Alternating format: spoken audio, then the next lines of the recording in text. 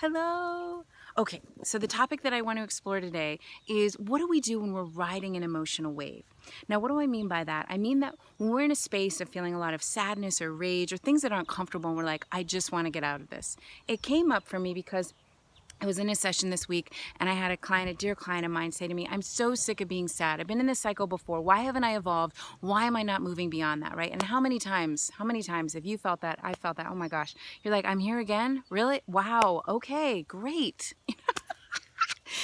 And what worked with her, which was felt so good to me, was we just let it be okay. We're like, it's okay. You're sad again. Yeah, yeah, it's all right. It's all right. It's really all right. And when we really sank in together, there was this beautiful shift in both of us. I could feel it.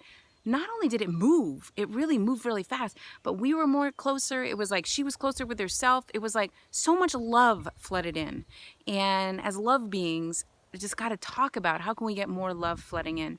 I've learned it a lot as a parent. I've talked about this before, this other book that I've mentioned, but I'm going to put a link down below. It's called Listen. It's helped me in my parenting, but it's helped me in my practice, in my marriage, and everything. It really has.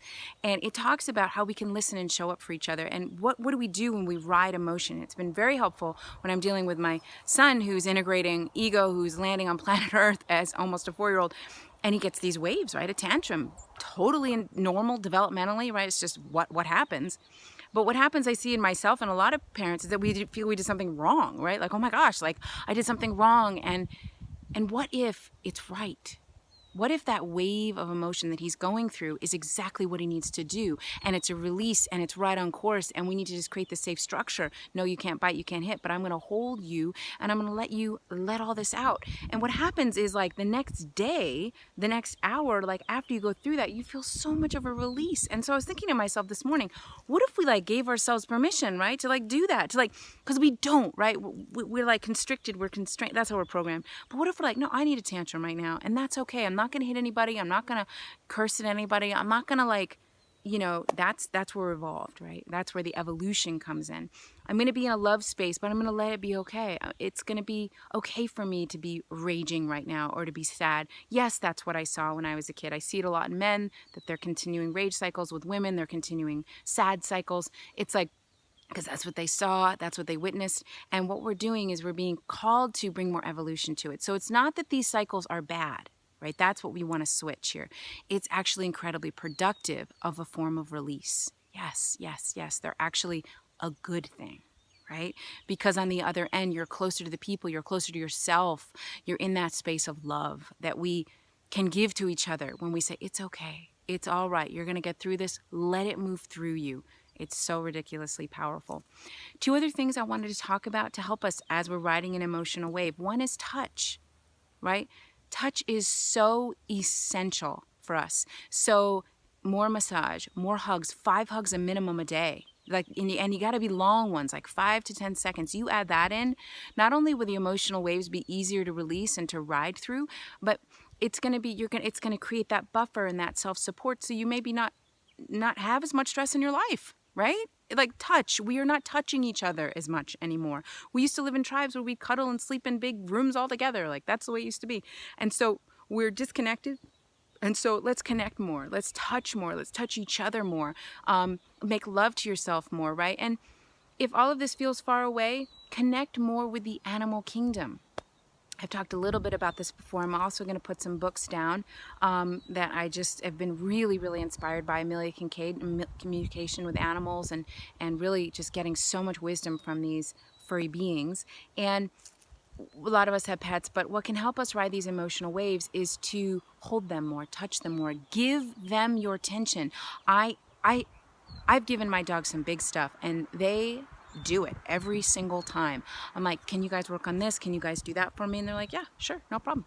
2 weeks later, they're like, see, told you. I'm like, oh, I forgot, thank you so much. They're there. Now, if you don't have a pet, see if you can hang out with your friend's pet, your family's pet. Go to zoos, go to wild parks, go to places where those animals are trapped and they need love and they need animal communication and they need inspiration. If you can't get there physically, go there astrally, right? We used to be amidst animals all the time. Just out in the trees and the wild with the animals. And so It reminds me of a client. We just started putting birds in their office. It was amazing what's happened, right? It's just this beautiful thing of having animals around. It's so primal.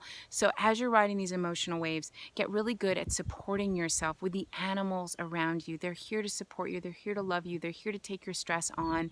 And when we bring consciousness and thanks and gratitude to it, it not only is so appreciative to them and all they're bringing, but it also amplifies their powers and their abilities and gets us feeling really good. So the next time that emotional wave comes up, maybe it's a minute, maybe it's a day, maybe it's a week or a year, really let yourself say, wow, what if this is a good thing? What if I'm cleansing from my field stress and tension that needs to get out? And I don't need to know where it's coming from, or if it's up for the 60 millionth time. That's okay. It's okay. And softening around it, even if you're just chanting your mantras and even if you don't believe it, of just being like, okay, something better is coming. I know this relief is on its way. And letting yourself be open to the receiving of that allowing. Check out my new podcast, soundcloud.com. It's called Love Beings. You can look it up under my name. Check out my new videos. I've got a lot of new videos. My new website. My new book is coming out soon this spring. So exciting. And also I have one more spot in my Sedona retreat. So write to me for special discounted rates on that. And I will get you that. And have a glorious day.